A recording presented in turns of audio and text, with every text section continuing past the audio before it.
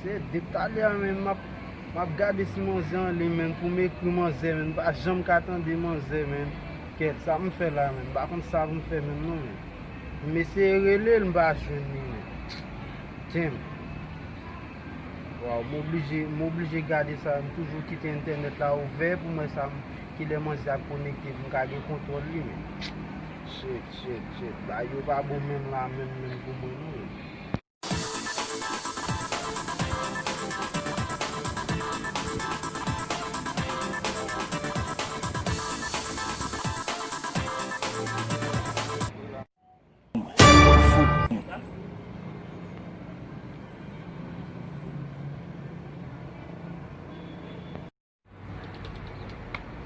Yo, sa gen la men. Konen, mboze men, sa pase men. Mwen ki ma ou kame la ou selo men. Konen men, la ria baba an, boostin la non bo buko men. Mwen bi fasel la. Sa pase men. Mboze Bon, men. yo men, ou pa jom bagon valiz nan do men. Sou bras men. Koman mbwas la men? Non, ou lem dou sou bras men. Wap ma se moun kap chache nan la ria men. Kya men, wap mba pale se ba ay men. Kout sa mdi misye ala, misye gari ya men. Ket. Kout sa mdi misye ala men, misye get an fache ya misye. Ket men. Wè men. Sou mdi misye sa misye fache, gele misye sou aksyon vwe de misye. Det chaji men. Ket men.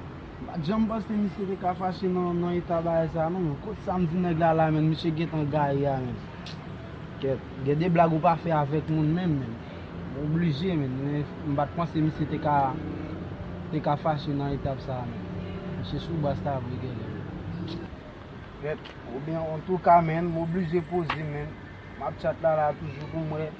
Si le di aba vini, oblige al la kay mwen. Bakon sa pou fè la ankon men.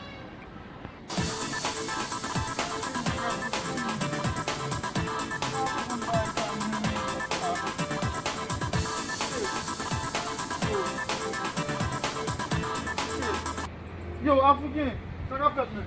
Yo, a gen la fe?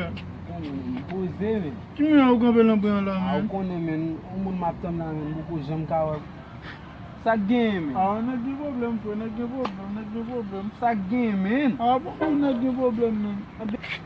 Sa gen men, se ou kou di men, sou pa di. Ou so jeti dam mwen ave la mde kou na palo de li a men? Oui men, ou te pale mde li waba.